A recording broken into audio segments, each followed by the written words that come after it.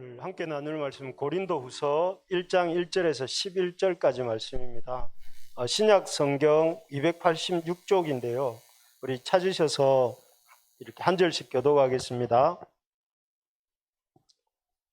제가 먼저 읽겠습니다. 하나님의 뜻으로 말미암아 그리스도 예수의 사도된 바울과 형제 디모데는 고린도에 있는 하나님의 교회와 또 온 아가야에 있는 모든 성도에게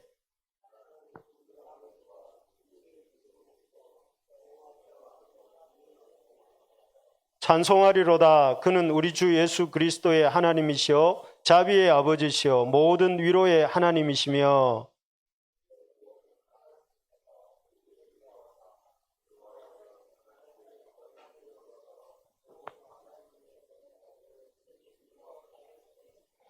그리스도의 고난이 우리에게 넘친 것 같이 우리가 받는 위로도 그리스도로 말미암아 넘치는도다.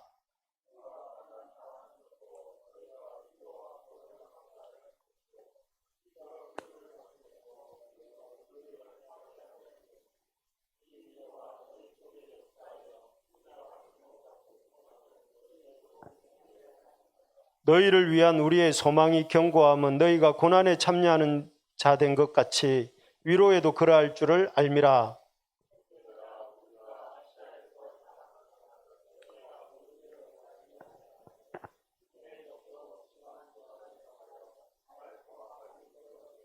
우리는 우리 자신이 사형 선고를 받은 줄 알았으니 이는 우리로 자기를 의지하지 말고 오직 죽은 자를 다시 살리시는 하나님만 의지하게 하심이라.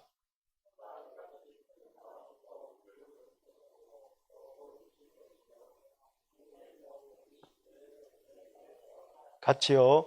너희도 우리를 위하여 간구함으로 도우라. 이는 우리가 많은 사람의 기도로 얻은 은사로 말미암아 많은 사람이 우리를 위하여 감사하게 하려 함이라. 아멘. 제가 잠깐 기도할게요. 하나님, 오늘 이 말씀 통해서 우리 각자에게 말씀하여 주옵소서. 아버지, 어떤 상황에 형편에 이 상황에 이 자리에 나왔다 할지라도 주님 온전히 예배하고 주의 말씀을 아멘으로 받을 수 있도록 성령님 역사하여 주옵소서. 성령이 임하시는 이 자리가 되기를 소망하오며 예수님의 이름으로 기도합니다. 아멘. 예, 찬송하리로다 위로의 하나님, 이렇게 말씀 제목을 이렇게 정해봤습니다. 여러분, 이 위로를 이렇게 좀 많이 받는 이 예배의 시간이 되면 좋겠습니다. 제가 우리 시대를 특징 짓는 단어를 한 단어로 요약한다, 이 시대를 특징을 이렇게 말한다면 뭐가 될까요? 여러분, 우리가 살고 있는 이 시대를 우리 유은이가 딱 앉아있는데 유은이는 우리가 사는 시대를 한 단어로 만약에 말을 한다면 뭐라고 말할 수 있을까요? 유은이 너무 어려운 문제일 수 있으니까 다 같이 한번 생각해 봅시다. 제가 생각해 볼 때는 이 한 단어로 한다면 고통과 고난, 고난 뭐 이런 단어가 아닐까 싶습니다. 왜냐하면 지난 2020년부터 시작된 코로나 때문에 이렇게 많은 사람들이, 우리나라 사람 지금 누적 확진자 수가 1850만이더라고요.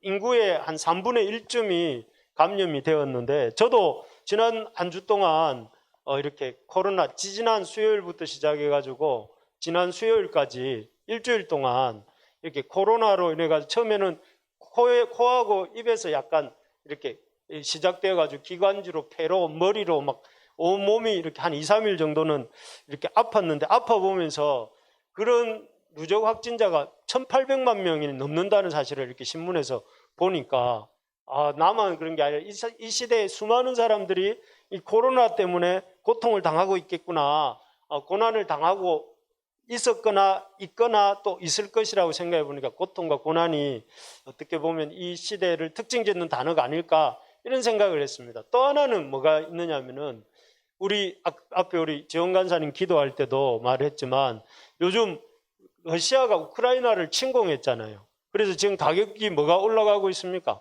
이 곡물 가격이 막 이렇게 올라가고 있고, 또 곡물 가격이 올라가면서 이제 기름 문제, 러시아가 이제 가스를 이렇게 유럽에 보냈는데 유럽이 그걸 못 쓰니까 다른 석유를 많이 쓰게 되면서 지금 석유값이 폭등을 하고, 그러니까 우리가 갖고 있는 수입은 일정한데 물가가 계속 오르니까 계속 이렇게 경제적인 고통을 많은 사람들이 느끼고 있는 것 같아요. 그래서 어떤 분은 1997년 IMF하고 2008년 그 금융위기 이후에 가장 큰 경제적인 고통이 찾아올 것이다, 이런 얘기를 하더라고요.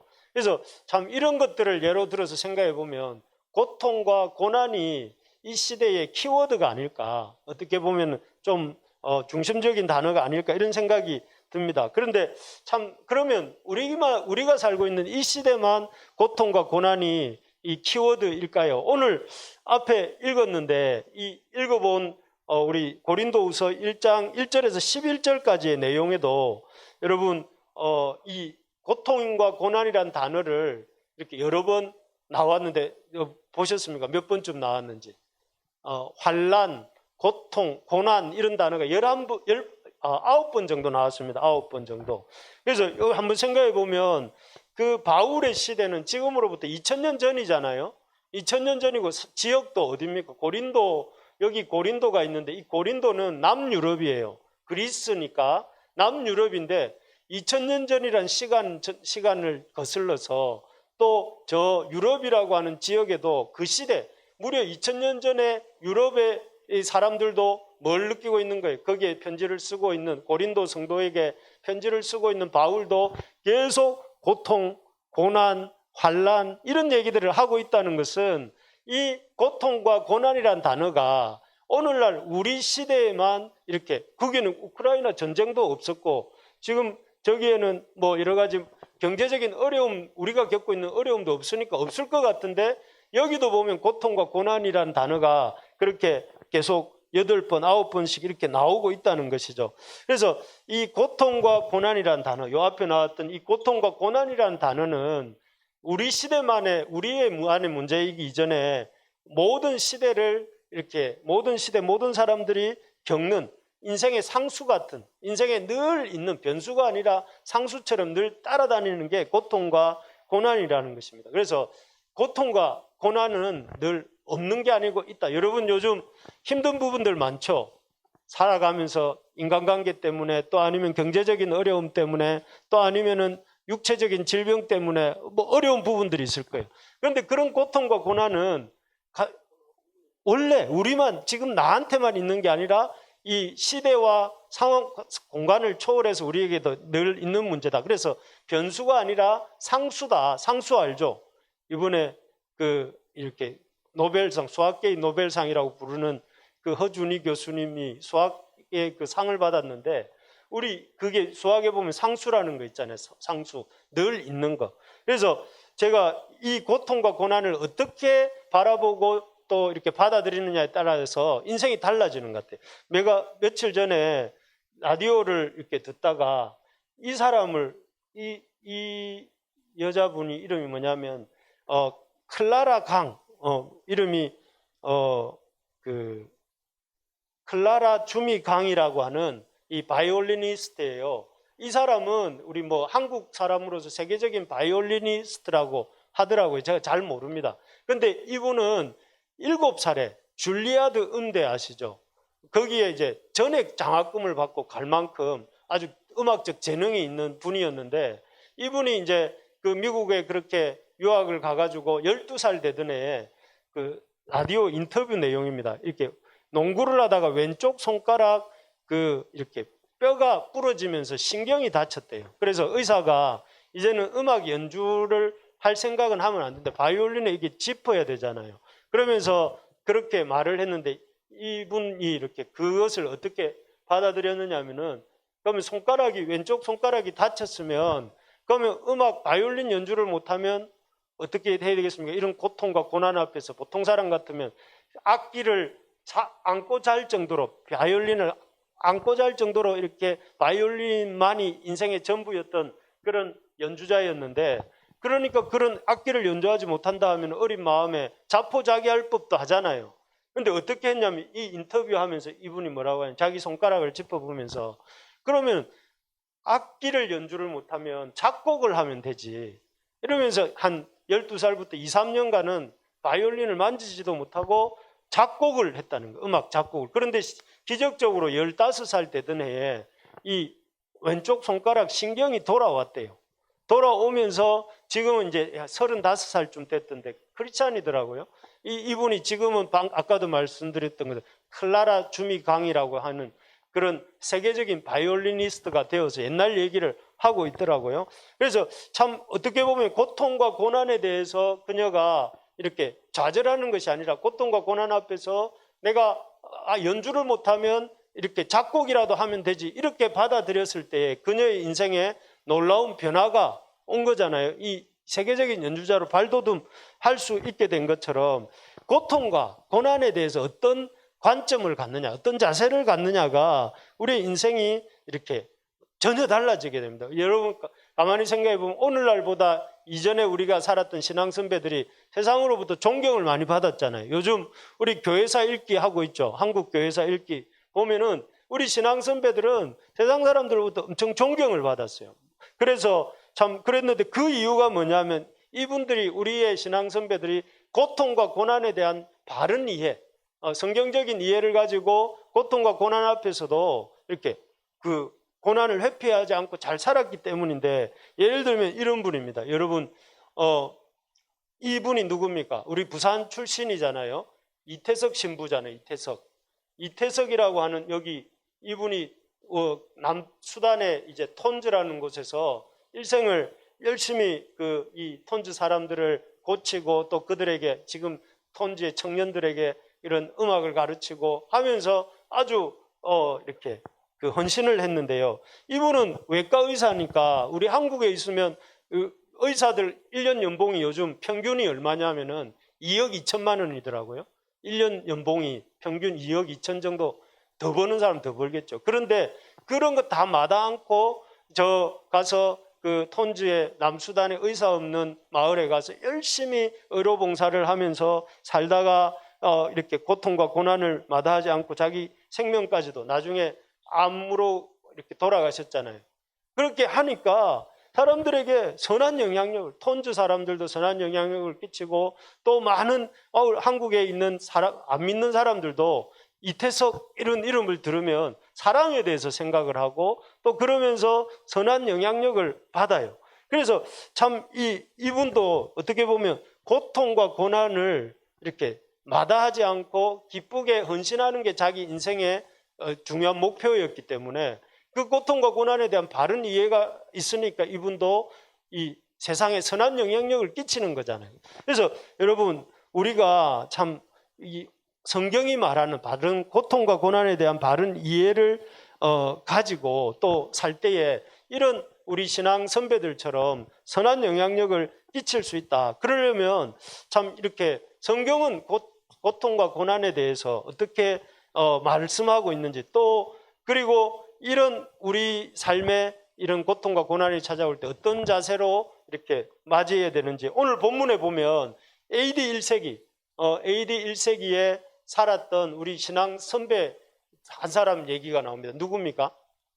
오늘 읽었던 고린도후서 1장에 나오는 신앙인이 어떤 사람입니까? 바울입니다.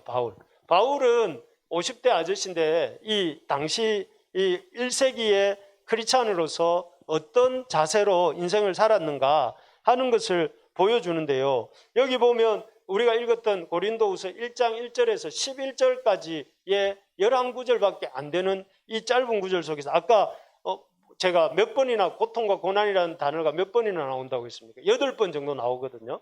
8번 정도 나오는데 이 고통과 고난이라는 단어가 계속 나와요. 4절, 5절, 6절, 7절, 8절 이래 나오는데 어느 정도로 고통과 고난이 있었는지 우리 8절 우리 노란색 부분 같이 한번 읽어봅시다. 시작.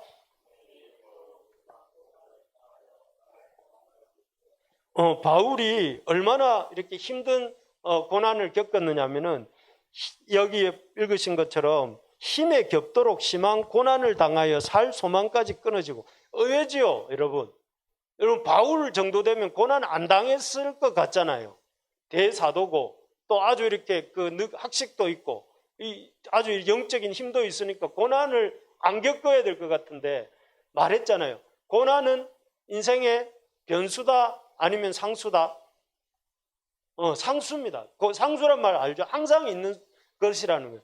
고난은 인생의 상수다. 이것만 생각해도 의찬이 인생이 크게 달라요.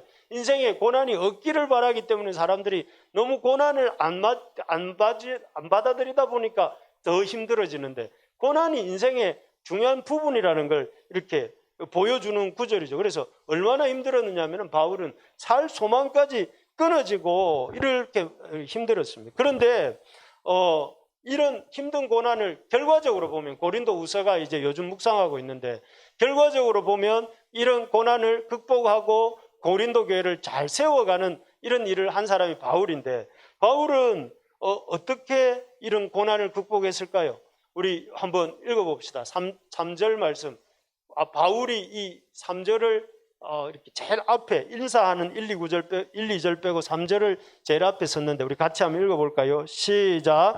찬송하리로다. 그는 우리 주 예수 그리스도의 하나님이시오, 자비의 아버지시오, 모든 위로의 하나님이시며. 아마 조금 이따 설명 들어보면 알겠지만, 이 찬송하리로다가 그냥 어떤 문장을 장식하는 단어로서 이렇게 말하고 있지 않고, 다윗은 찬송하리로다 이렇게, 어떻게 보면은 제가 다 표현 못했지만 크게 하나님을 찬송하리라고도 하리로다 하면서 외치고 있는 겁니다. 그러면서 이 고린도 후서의 전체 구절 속에서 바울이 제일 강조하고 싶은 단어가 뭐냐면은 찬송하리로다. 우리 주, 여기 나오잖아요.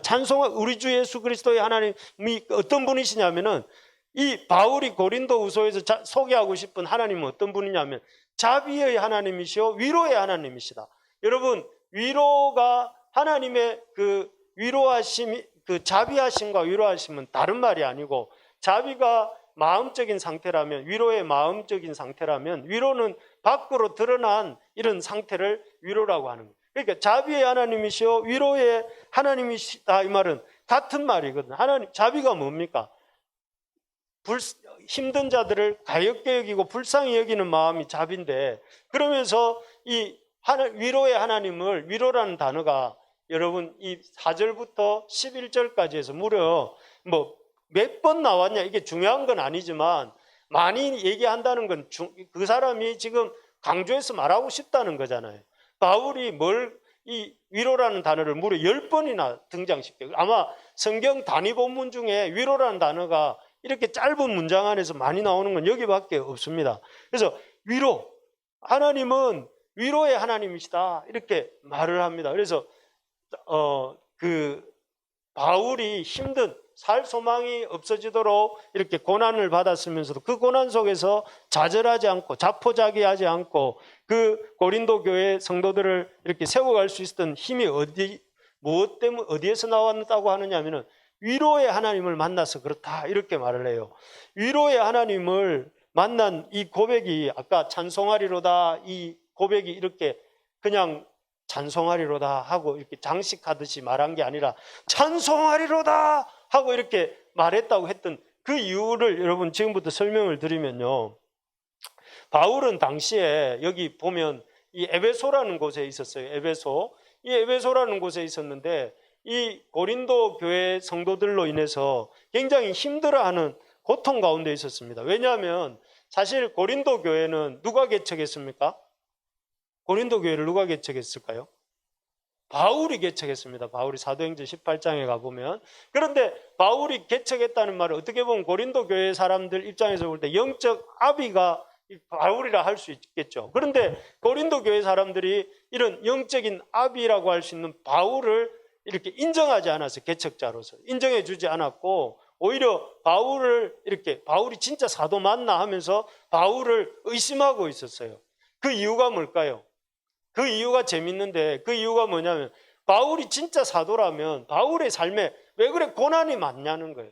여러분도 그러잖아요. 막 이렇게 어려움이 없고 하는 일마다 잘 되고 이러는 사람들, 그런 사람은 좀 뭔가 성공한 것 같고, 반면에 이렇게 하는 일마다 뭐가 잘 안 되는 것 같고 어려움을 겪고 있고, 그런 사람을 보면 어떻습니까?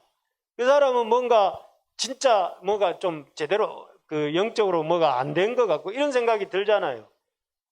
그런 생각을 요즘도 하잖아요. 그런 것처럼 당시 사람들 생각해 볼 때 바울의 삶을 보니까 사도라고 하는데 너무 힘든 고난들을 많이 겪는 모습을 보니까 진짜 사도 맞나? 이렇게 고린도 성도들이 생각을 한 거죠. 또 바울이 고린도 개척자인데도 고린도의 어떤 그의 사도됨을 인정하지 않고 바울을 이렇게 받아들이지 않은 이유는 바울이 어떻게 보면 자기가 고린도 교회 여기 에베소에 있으면서 고린도 교회를 방문하겠다고 했는데 여러 가지 이유가 있어서 바울이 고린도 교회를 오지 못한 거예요. 그러면 사도라고 하면서 한번 온다고 했으면 와야지 왜 오지 않는가? 그리고 참 이게 위로가 되던데 뭐였냐면 바울이 설교를 하는데 설교가 시원치 않다는 거예요. 그래서 바울 같은 대사도가 이렇게 말씀을 전하는데도 고린도 교회 사람들은 바울의 설교가 이렇게 자기들 마음에 안 든다고 이렇게 생각. 그러면서 그리고 또 결정적으로 바울이 이렇게 그 당시 예루살렘 교회가 이렇게 가뭄이 들어서 경제적으로 어려워져 있었는데 그 예루살렘 교회를 돕기 위해서 헌금을 자꾸 얘기를 하니까 바울이 진짜 사도인가 하면서 바울을 이렇게 사도가 아니다. 바울의 그런 어떤 고린도 교회 개척자로서의 어떤 그런 이 위치에 대해서 인정을 하지 않았습니다. 그래서 이제 거짓 선생들이 나중에 이제 바울이 1차 방문 때 1차 고린도를 개척했고 그래서 그런 소리가 들리니까 바울이 다시 고린도 교회를 찾아갔어요. 찾아갔는데 그 고린도 교회에 찾아온 바울을 고린도 교회 성도들이 그 공개적인 자리에서 당신은 사도가 아니요. 마치 여러분 이런 거하고 비슷하죠. 자식이 그 부모를 그 사람들 앞에서 당신 내 부모가 아닙니다 하고 이렇게 말했을 때 그 부모의 마음이 어떻겠습니까? 아주 이렇게 충격받겠죠. 아니 내가 어떻게 너를 키웠는데 정말 기가 막히고 코가 막힐 그런 일들 아니겠습니까? 그런 상황에서 그러니까 이제 바울이 다시 두 번째 방문하고 돌아와서 지금 남아있지 않는 고린도, 우리가 지금 보고 있는 고린도 후서인데 고린도 중서라는 게 있어요. 고린도 중서. 전서와 후서 사이에 눈물의 편지라고 지금 남아있지 않는 고린도 중서를 써서 이렇게 디모데 손에 들려서 다시 고린도 교회에 보낸 거예요. 그런데도 반응이 없었어요. 반응이 없으니까 바울 입장에서는 고린도 교회 사람들하고 점점점 자꾸 멀어지고 있고 고린도 교인들은 자기가 열심히 말씀으로 이렇게 키워놨는데 이 고린도 교인들은 바울을 아주 이렇게 부정하고 또 그리고 바울을 공개적으로 면박이나 주고 이럴 때 이러면 여러분들이 만약 바울이란 마음이 어떻겠습니까? 내가 바울이야. 내가 애써서 도와서 전도해서 도와서 이 사람들 예수 믿게 만들고 또 그리고 그 사람들을 애지중지 양육을 했어요. 그런데 그 양육받은 사람들이 자기를 공격하고 자기를 본체만체하고 자기가 편지를 보내도 답도 없고 할 때 그 마음이 어떻겠습니까? 정말 죽고 싶을 만큼 답답할 거예요. 그런 답답함이 바울에게 있었는데 그래서 바울이 이제 두 번째 방문 이후에 다시 가려고 합니다. 바울이 편지를 써서 보내도 답장이 없고 하니까 육로로 이 마게도냐를 지나서 고린도로 가려고 가고 있는 중에 이 마게도냐쯤 갔을 때에 자기가 고린도 중서를 써서 보냈던 디도가 답을 갖고 옵니다. 답을 갖고 와서 바울을 만나는데 바울에게 뭐라고 하느냐면 바울 사도님 기뻐해 주십시오. 고린도 교회가 당신에 대한 오해를 풀고 자신들의 잘못을 회개하고 당신한테 이렇게 다시 와달라고 이렇게 부탁이 왔습니다 하는 당신을 사도로 인정하게 되었습니다. 이럴 때 그때 앞에서 말한 뭐가 나오냐면 여러분 이 말이 나온 거예요. 3절이 찬송하리로다. 그는 우리 주 예수 그리스도의 하나님이시여 자비의 아버지시여 위로의 하나님이시라. 이 말 속에는 방금 말했던 긴 사연이 있는 거예요. 찬송하리로다. 뭘 찬송한다는 거예요? 지금까지 고린도 교회와 자기 사이에 여러 가지 이렇게 이 오해가 있고 그 오해로 말미암아 교인들이 목자를 배척하고 목자가 고린도 교인들을 찾아가도 아무 반응도 보이지 않는 그런 상황들이 계속되어서 정말 기가 막히고 입이 막히고 그리고 너무 속이 터질도록 답답해서 바울이 힘들어하고 있었는데 그 힘든 바울에게 이 찬송하리로다 이 고백이 터져나오고, 고린도 교인들이 오해를 풀었고 이 바울의 사도됨을 인정하게 되었고, 바울 선생님 다시 와주십시오 이런 말을 이렇게 하고 있다는 얘기가 이렇게 전해져 온 거예요, 디도편에. 그러니까 바울이 찬송하리로다, 우리 위로의 하나님이시라 하면서 이렇게 고백을 하는 것입니다. 할렐루야. 네, 여러분, 이게 참 바울이 이 고백을 하고 있는, 찬송하리라도 하는 말을 하고 있는 그 이면에 있었던 사연들입니다. 그래서 참으로 하나님은 이 나를 위로하시는 분이시구나, 나의 어려운 문제들을 풀어주시고 해결해 주시고, 그래서 나를 이렇게 살게 해주시는 분이시구나, 그런 위로가 그런 거잖아요. 위로라는 단어를 영어로 보니까 comfort, compass, compassion 이렇게 되어 있더라고요. 여러분, come이라는 말이 무슨 말이에요? compassion 하면 같이 느낀다는 말이잖아요. 같이 느끼고 아픔을, 답답함을 같이 느끼시고, comfort는 무슨 말이에요? 그 사람을 든든하게 세워준다는 말이에요. 바울의 아픈 마음을 위로하시고 바울을 그 오해로부터 이렇게 풀리게 하셔서 바울을 이렇게 강하게 세워주셨다는 것입니다.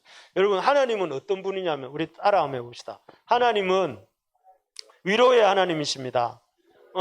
하나님 위로하시는 거예요. 하나님은 우리가 어렵고 힘든 형편에 처해 있을 때 불쌍히 여기시고 가엾게 여기시고 우리를 이렇게 실제적으로 도와서 우리를 위로해 주시는 분이시다 하는 것입니다. 여러분, 이걸 바울이 고린도후서에서 알려주고 싶은데, 사실 하나님이 우리를 가엾게 여기시고 우리의 어려운 형편들을, 이 어려운 문제들을 해결해 주시는 분이라는 것은 바울 사도만 안 것이 아니라 요즘 우리 새벽에 묵상하고 있는 시편에도 나옵니다.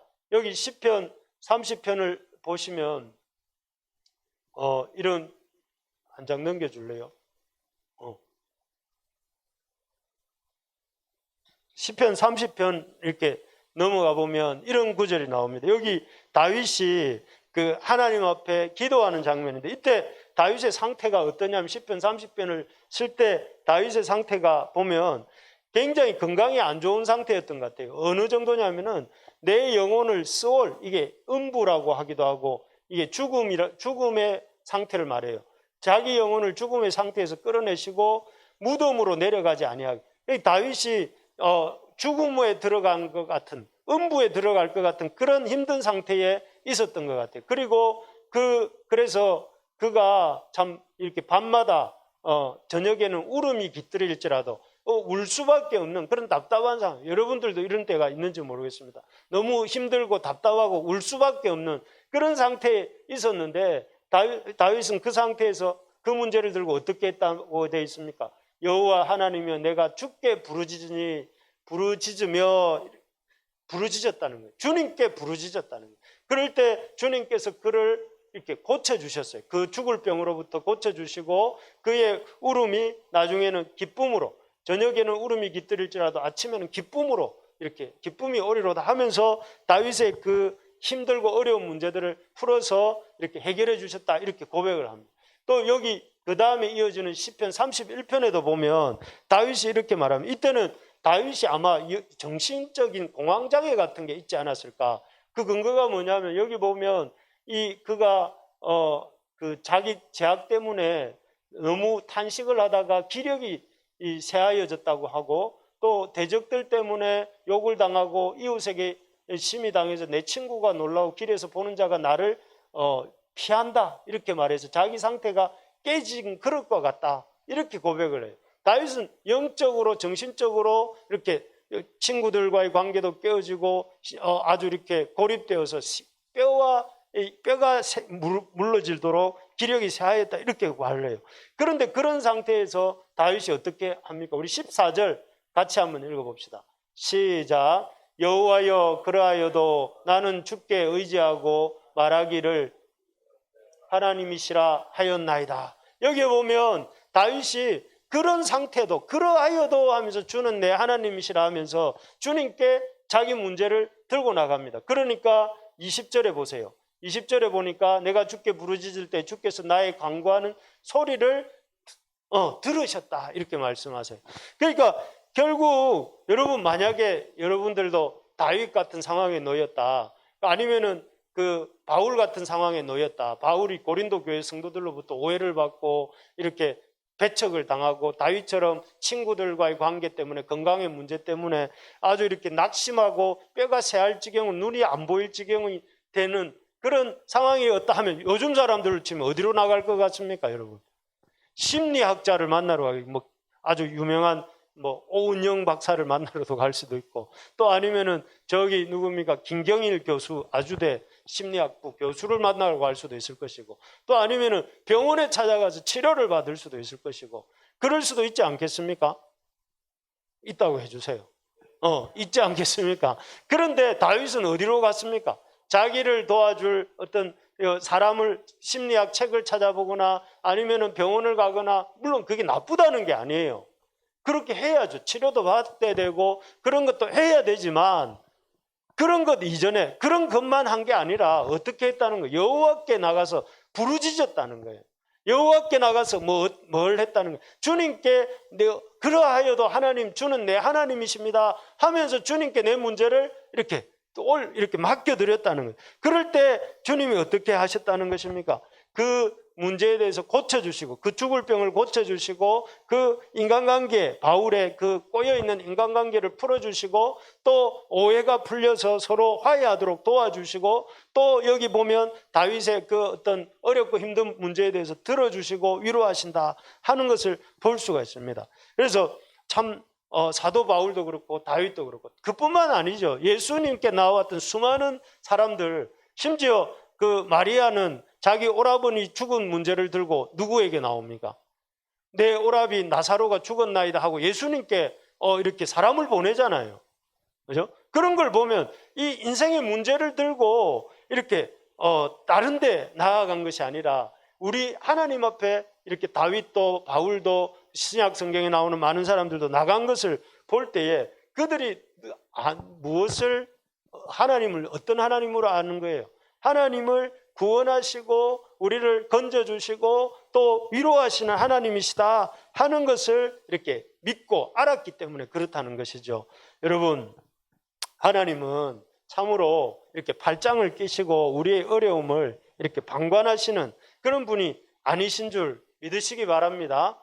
하나님이 이렇게 아이고 힘드네 하면서 이렇게 멀리서 쳐다만 보시는 분이 아니라는 거예요. 우리의 형편을 컴패션, 같이 느끼시고, 그리고 우리를 어떻게 하면 좀 강하게 위로하실까, 컴포트 하실까, 이렇게 살피시고, 그래서 우리를 가엾게 여기시고, 우리를 도우시고, 그래서 우리가 빠져나올 수 없는 문제로부터 건져주시고, 그리고 그 건져주셔서 우리를 위로해 주시는 그런 하나님이신 줄 믿으시기 바랍니다.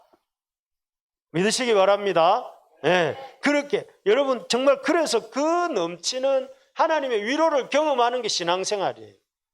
신앙생활이 뭐냐 하면은, 신앙생활은 주일날 교회 왔다가 또 일주일을 막 힘들게 버티다가 또 주일날 교회 왔다가 또 일주일을 막 힘들게 버티다가, 그게 신앙생활이 아니고, 그것도 신앙생활의 한 부분이지만 진짜 저 작은 한 부분이고, 신앙생활은 뭐냐 하면은 우리의 삶 속에서 어려움들이 있을 때마다 주님 앞에 그 문제를 들고 나갈 때 그 문제를 하나님이 해결해 주시고 위로해 주시는 하나님을 만나서 그 넘치는 위로를 가지고 다른 사람들을 위로하면서 살아가는, 이게 신앙생활이라는 것이죠. 그래서 여러분, 그래서 이렇게 우리를 문제를 해결해 주시고 구원함을 받게 해주시는 분이 우리 하나님이라는 사실을 여러분 믿으십니까? 믿으시기 바랍니다. 여러분, 이걸 알면 이 인생의 그 고통과 고난에 대한 자세가 바뀔 수밖에 없습니다. 하나님이 우리를 건지시고 고치시고 이렇게 위로하시는, 구원하시는 하나님이라는, 그래서 우리를 위로하시는 하나님이라는 사실을 알게 될 때에 우리 고통과 고난에 대한 시각이 바뀔 수밖에 없는, 고통과 고난이 온다 이러면, 이전에는 이 하나님을 몰랐다면 왜 이래 인생이 힘들고 어렵지, 여기로 이렇게 갔다면, 이제는 고통과 고난이 온다 할 때 여러분, 우리의 관점을 하나님의 위로를 경험할 수 있구나, 하나님의 위로를 경험할 수 있는 시간이구나. 그래서 아까 그 강주미, 클라라 주미강이라는 그 여자분도 크리스찬인데, 왼손 손가락 신경이 손상당했는데 이제 악기 연주는 못한다는데, 그 말을 들을 때 그러면 작곡하면 되지, 이렇게 했을 때 또 손가락도 나중에 2, 3년이 지나서 고쳐지는 일이 일어났다고 했잖아요.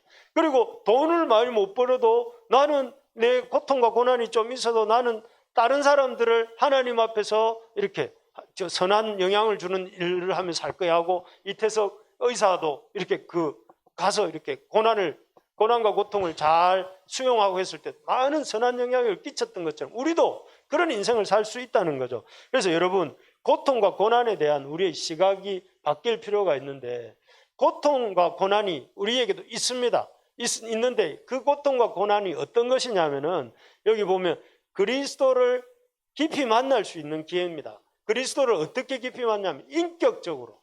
여러분, 지금 여러분들이 오늘 들은 고린도후서 저를 통해서 듣는 것은 약간 이성적인 거예요. 머리로 듣고 있잖아요, 지금. 그런데 그걸 이렇게 우리가 머리로 아는 것이 어떻게 우리의 살아있는 지식이 되냐면, 인격적으로 경험할 때 내가 힘들었는데 제가 이렇게 힘든데 하나님은 우리를 도우시는 분이십니다 하는 것을 이전에도 경험했지만 요즘 더 경험하고 있어요. 교회를 개척하고 1년 후에 코로나가 터지고, 그리고 여러 가지 어려운 시간들을 이렇게 보낸다고 주변 사람들이 저에게 말을 하더라고요. 얼마나 힘드십니까? 막 이렇게 얘기를 하는데, 뭐 힘든 부분도 있고 그렇습니다. 그렇지만 그런 얘기를 들을 때에 제 마음속에는 오히려 이런 시간들이 오히려 나를 위로하시는 하나님, 나를 건지시는 하나님, 나를 구원하시는 하나님을 깊이 만나는, 인격적으로 체험하는 기회가 되더라고요. 여러분, 고난과 고통은 뭐라고요? 객관적으로 알고 있던 지식을 주관적인 지식으로 바꿔주는 시간이에요. 내가 그냥 막연하게 알고 있었던 이성적인 지식을 경험적인 지식으로 바꾸어 주시는 시간이란 말이에요. 그래서 여러분, 고통과 고난이 지금 있잖아요, 여러분 삶에. 인간관계 때문에, 육체의 병 때문에, 또 아니면 여러 가지 참 몸의 아픔 때문에 뭐 또 이런 게 있다면 그걸 어떻게 받아들여야 되냐면, 내가 예수님을 인격적으로 만날 수 있는 시간이구나. 그래서 바울이 이렇게 말하잖아요. 그리스도의 고난에 우리에게 넘친 것 같이, 이 고난이 뭘 우리에게 넘치게 하느냐면 그리스도의 위로도 넘치게 한다는 거예요. 그래서 여러분, 고난을 받을 때에 그 고난을 통해서 이렇게 생각을 해야 돼요.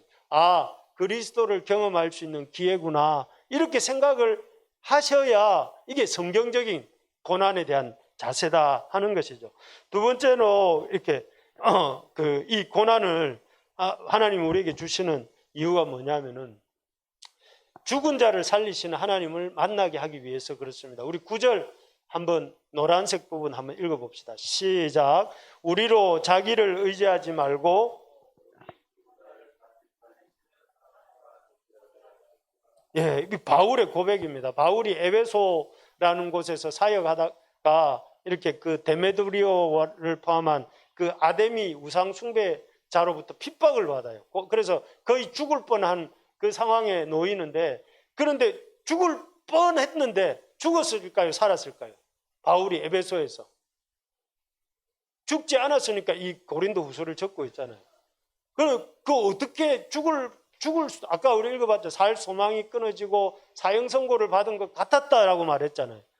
그 엄살이 아니고 실제로 그런 엄청난 그런 시련의 시간들을 지났는데도 살아남아서 이렇게 지금 고린도까지 에베소에 와서 다시 이렇게 편지를 쓰고 있는데, 그게 뭐냐면은 죽은 자를 다시 살리시는 하나님을 경험하게 되는 거죠.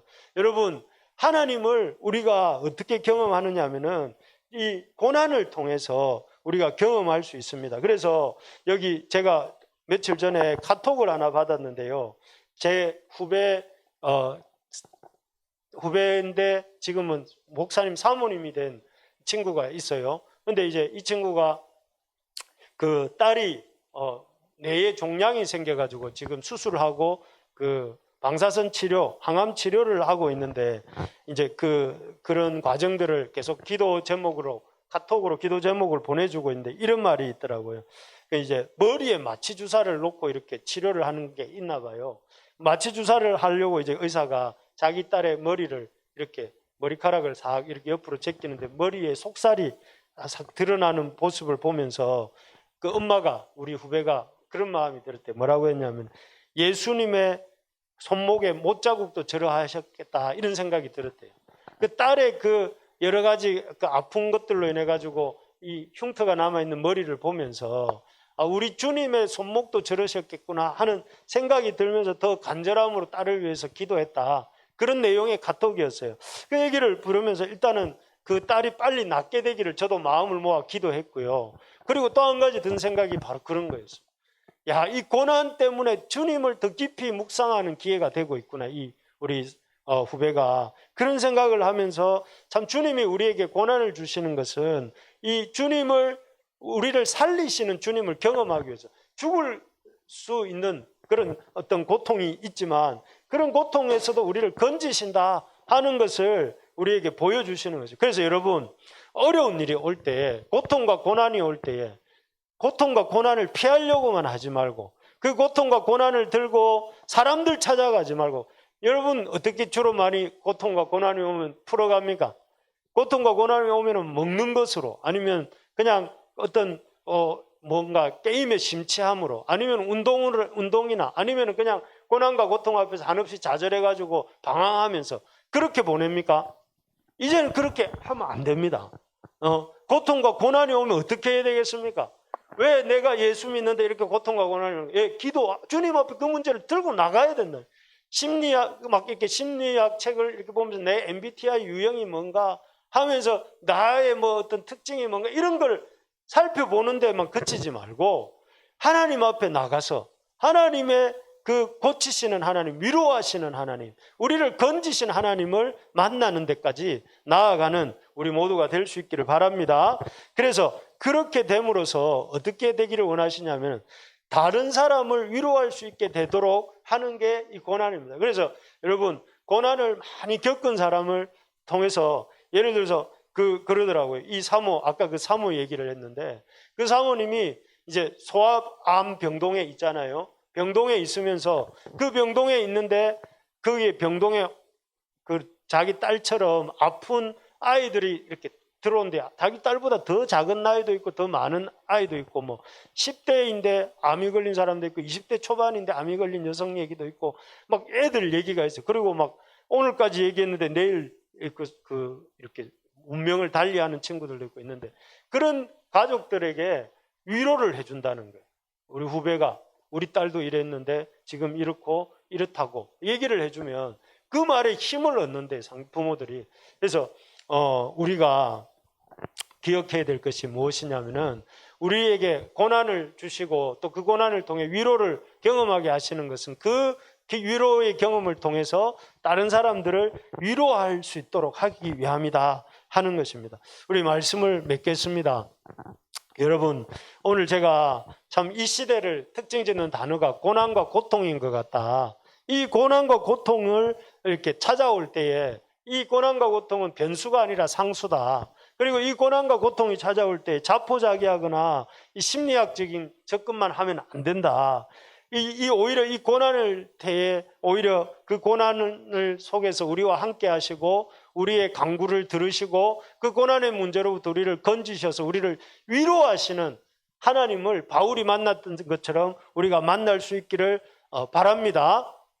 그래서 그 고난을 위로하시는 하나님을 만난 기회로 생각하고 그래서 여러분 우리 삶 속에 고난이 오고 고통이 올 때에 그 고난과 고통을 가지고 오히려 하나님 앞에 나아가는 우리 모두가 될 수 있기를 바랍니다. 그래서 그 고난과 고통을 통해서 우리를 살리시는 하나님, 우리의 구원자가 되시는 하나님, 그 하나님을 깊이 경험하고 만나는 그래서 그렇게 해서 여러분들이 다 좀 세상에 나가면 위로자가 됐으면 좋겠어요.